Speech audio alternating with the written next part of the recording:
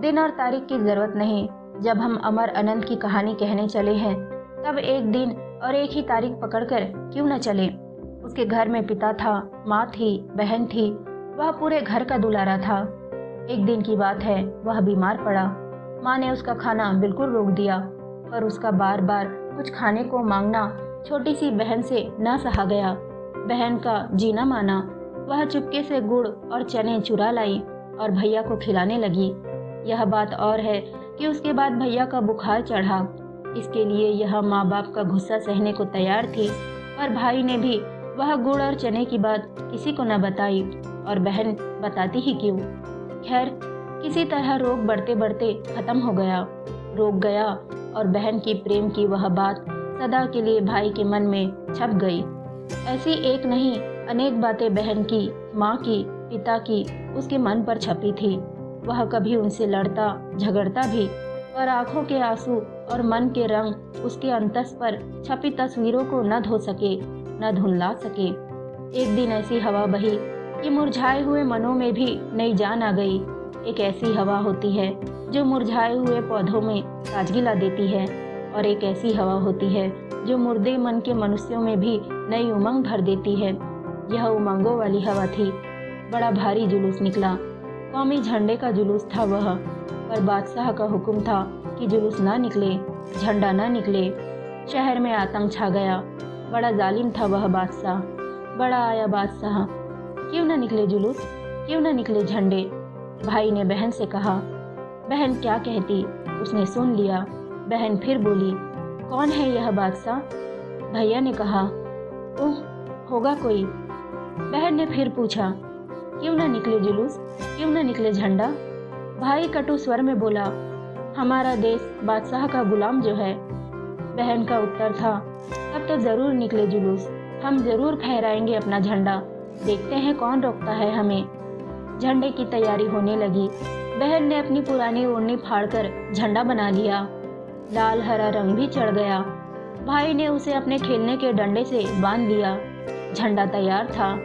अब भाई झंडा लेकर चला। बहन आग्रह से बोली, अरे भाई, जाते कहाँ हो, हम भी साथ चलेंगे। पर बहन, बड़ी दूर जाना है, तुम थक जाओगी।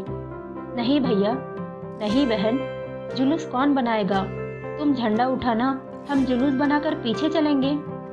नहीं रानी, तुम जुलूस में नहीं, तुम एक काम करो, हमें रोली का तिलक लगाकर विदा करो, जैसे राजकुमारी अपने भाई राजकुमार को विदा करती है।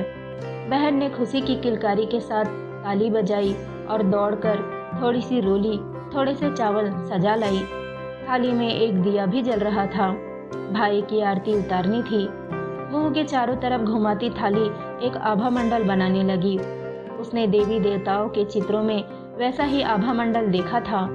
भाई के चारों तरफ वैसा ही आभा मंडल देखकर वह बहुत खुश हुई।